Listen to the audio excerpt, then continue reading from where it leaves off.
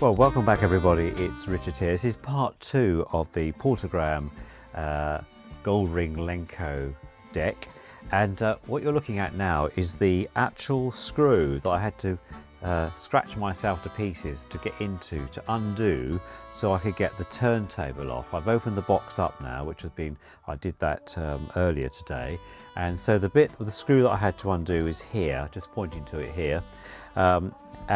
So that the turntable, which is this turntable here, I could take the turntable off. Let me just bring that in a bit for you, because clearly I've got this too. That's it, let me just do that. Right, so let's take the mat off. So this is the turntable, and this is the back of the turntable. And this piece with the ball bearing fits in on the deck when it's the other way up. So it's quite a meaty piece of aluminium. It really is very, very sturdy. And you can see here where the clip would have gone. It fits into a shaft here, and we're full of grease, which I'll clean, and then I'll clean the front off. So I've done that today. That's the rubber mat, which has gone where is it here? Rubber mat on the front here. Also I have, let me just put that away. Also I have also done something else. I've replaced the cable. I've got this very nice black circular cable with the original plug on there, and the other end I fixed because the wires were all looking a bit frayed. So I have literally ditched the dirty stuff here and upgraded it. Now when I opened the box yesterday, or today shall I say, when I opened the box, let me just take this down a bit, I'll be able to see that. Right, when you come down here, I discovered some rather worrying things. I checked all the interior part of the electrics, which is the power boards at the back here, and the transistors. Everything registered on the meter. I used my 2 meters here. Everything was fine. The capacitors, though there's a very large capacitor here, they're all working well. The transformer's putting out quite good voltage. Now these machines are hand built. You can see that by the fact of the way they're constructed, and they're all hand built in a factory. The front here is the actual will actually be the actual amplifier itself, and I discovered that some of it was actually missing. In other words, it had come unsoldered, or somebody had been in here, and so I need to do a little bit of work on that, and I've got that to do this afternoon. So I've just tethered it with some clips so that it actually works, and I've now got both channels operating well. So let me just explain that, and I'll come back to you. So the right channel where the problem was the problem. So if I just run my finger over there we go, over the starless, and then if I take this out and put it into the right hand side, that's working well there, and again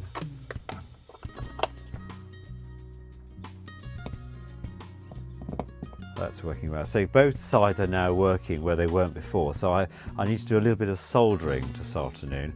So I'm going to do that in a minute, and then I'll come back to you, and we'll just test this out and see if it's going. Okay, so stay tuned. This afternoon I've been working quite a bit on getting this lovely machine working again, because on the last video I was having problems with the right hand channel, and I discovered that somebody obviously had been in here, because some of the wires were loose.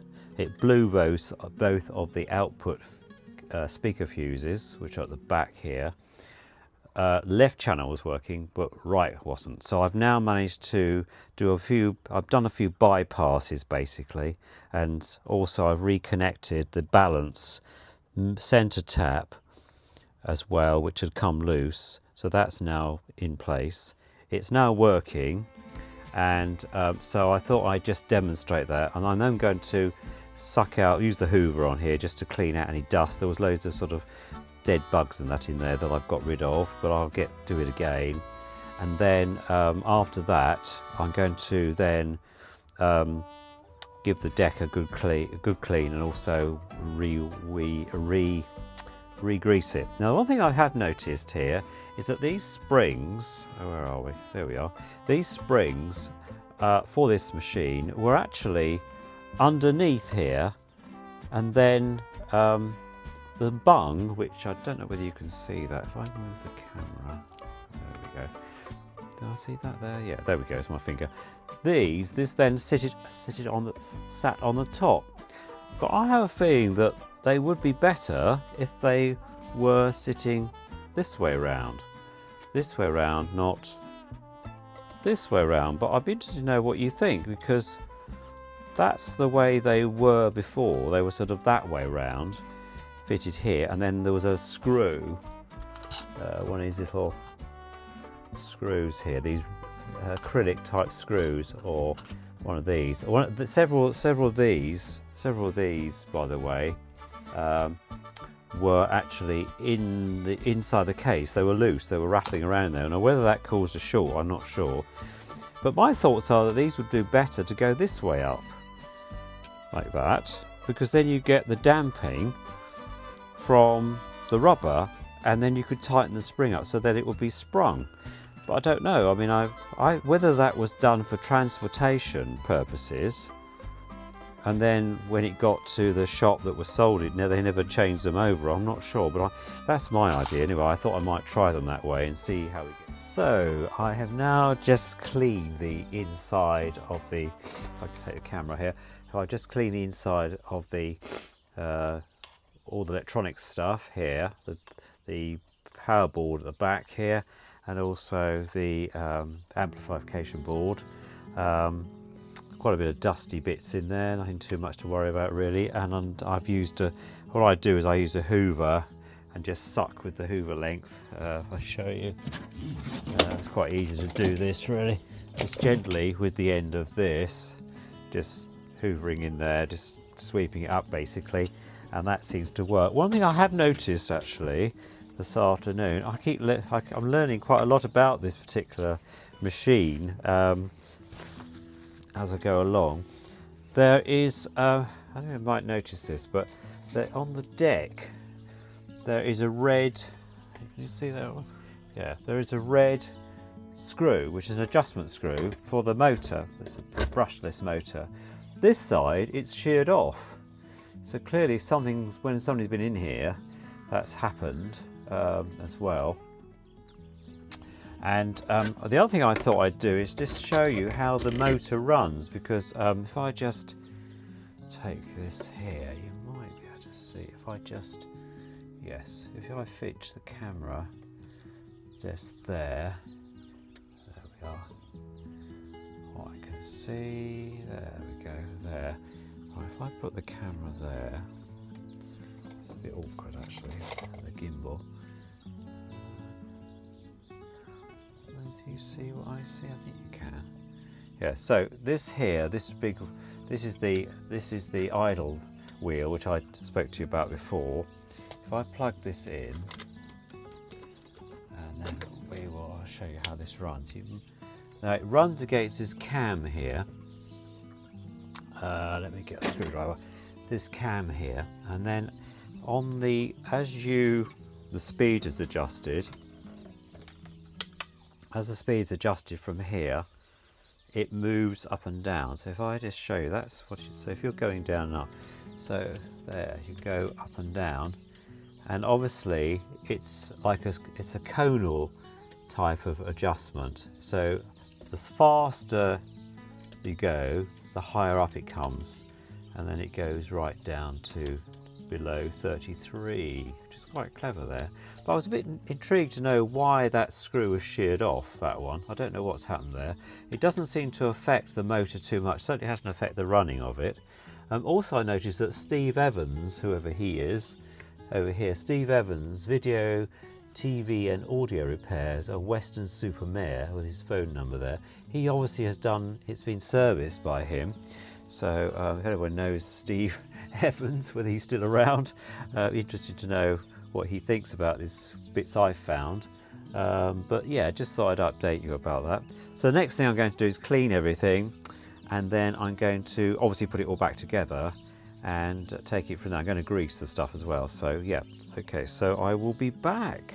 Well, good afternoon everybody, it's Richard here. I thought I'd break from the video that you're watching to bring you some interesting news. I don't know about you, but I quite like fragrances, and I've got quite a range here from Paul Smith to Calvin Klein and others, and also even David Beckham, which I like to wear.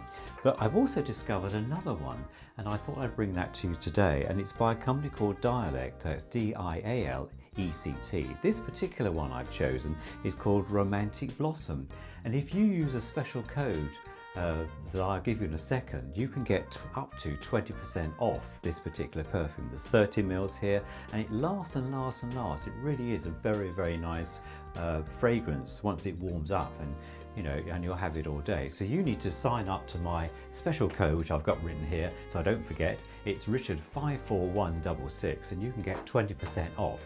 So I invite you to do that, and I'll leave the code at the bottom in the comments box below, so that you can go ahead and do that. Anyway, let's get back to the video. So welcome back to the channel everybody, it's Richard here. It's a few days later since the last upload, but I thought I'd step back this afternoon and talk to you about this beautiful Portagram Mark 9 stereo machine, which incorporates the Goldring Lenco GL72. And I thought it's worth actually just mentioning, I think I had before, but I just can't get over the quality of the build of this Swiss-made piece of machinery. I know it's Swiss made because it actually says made in Switzerland, so you can't really get away from that. But I thought it worth just discussing that this afternoon. We know it's a transcription deck, I've said that before. We know it runs below 16 RPN and above 78, because that's, and the idea of that was that if you had a dance class or some event, you could slow the music down if you wanted to, so that people could get the tempo right, and then when they've got the steps in place, they could then put it back at the normal speed. That's what I've been told and what I've read about doing my research, and I've been learning quite a bit about this machine on this journey. So I've got to a point now where I just thought I'd talk to you a little bit more about it really. I know I've said this before, but the actual disc itself, this turntable, which does come off, is really very, very heavy. It's really high gauge aluminium. I think it's aluminium, I don't think it's steel.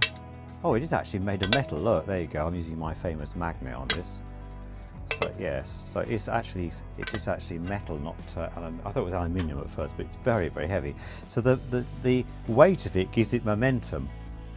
And then inside here we've then obviously got the tone arm, which is again a qualitative thing in itself. You've got the lowering and the stop-start arrangement. So once it's been raised across to the record, you can then lower it.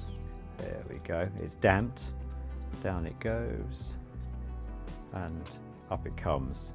And then you've got the motor here, which is that brushless motor that I've shown you before, but I'll show you again with some photographs.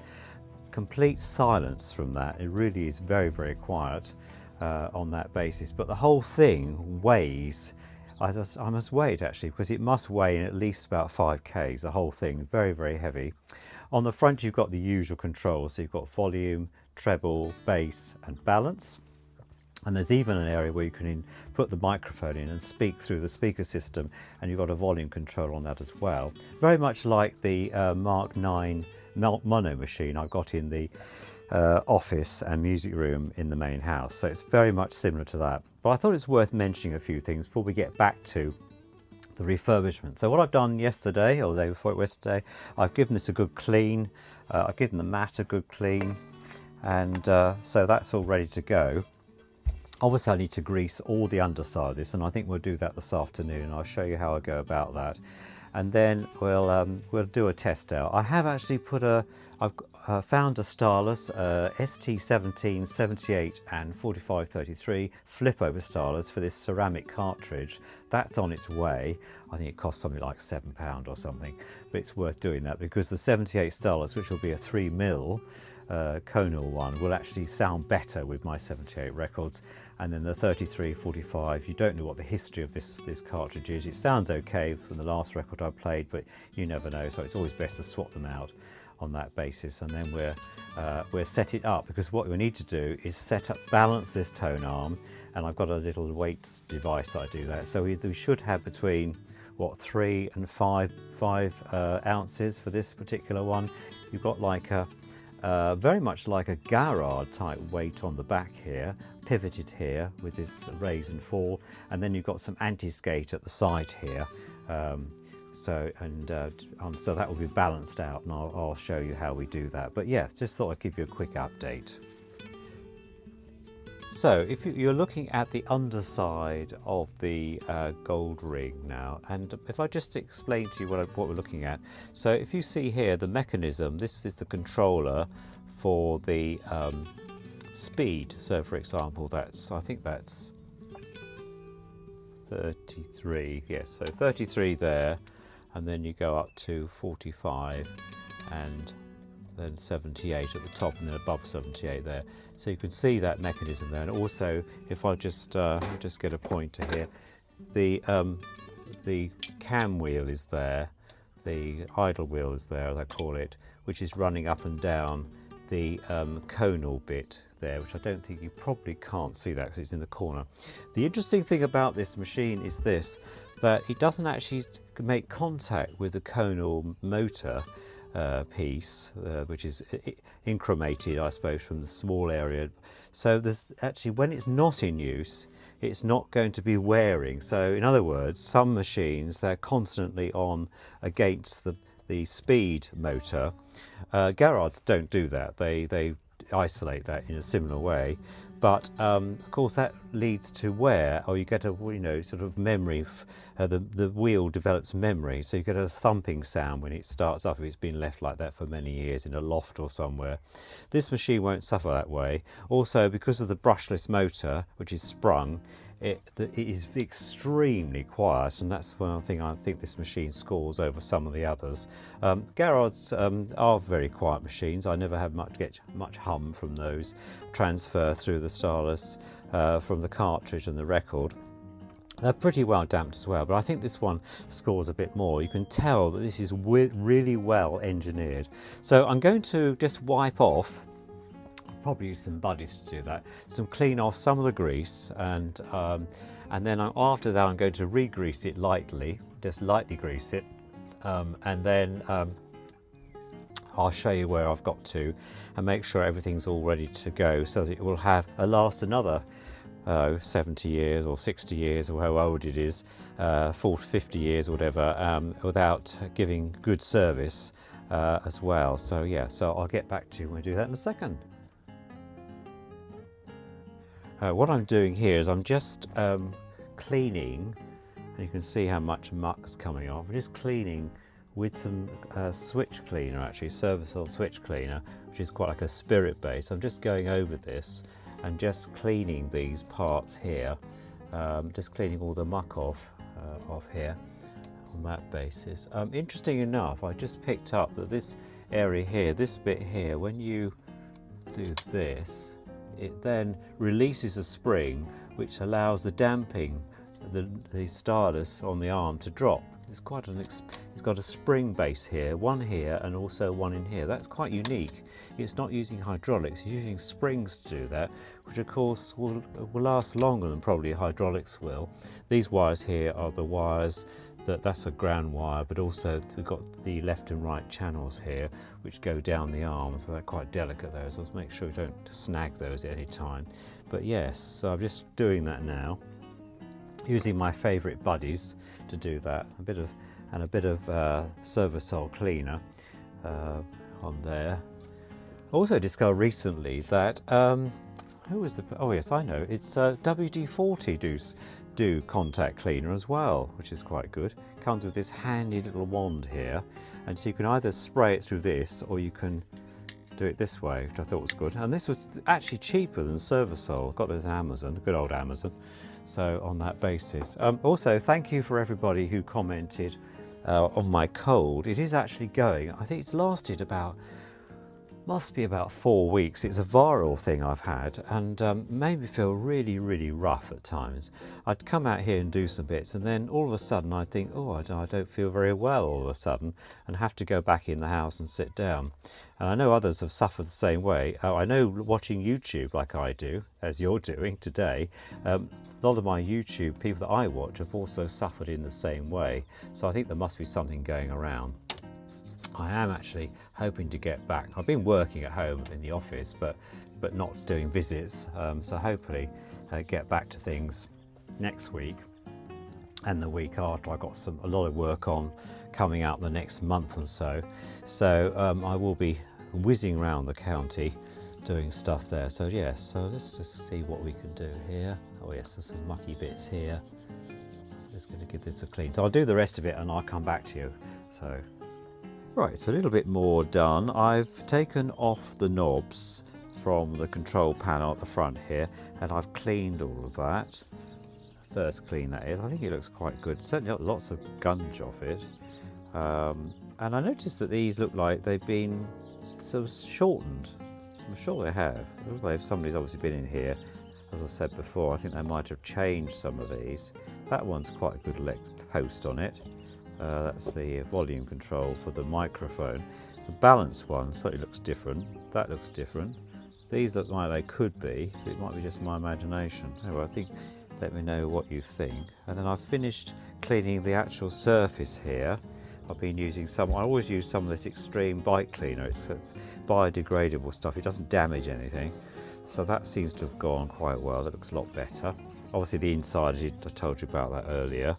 And then I've cleaned all the grease off the mechanism, and I'm just about to use some light oil and some grease to redo that. So I'll come back to you when I've done that. See you in a second. So I've now completely greased all the underside.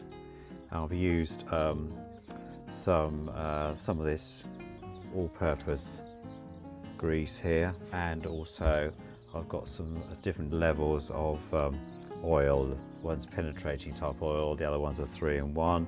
So that's been done, and so yeah, so that's complete now. I've cleaned up all the rest of this now, which I said earlier. I've cleaned up a second clean on the front panel. So let me just put the deck back in. I'll show you that bit as well. So I've cleaned up all the deck top. This is the motor board, as known. I've then re-greased, put some oil on this little wheel here, the idle wheel as it's called. I've re-greased all these pieces, so this is now working a lot better, and this slides up nicely. So yeah, so that's all back in. I've cleaned the arm up, put some grease on there. So yeah, so it's coming along.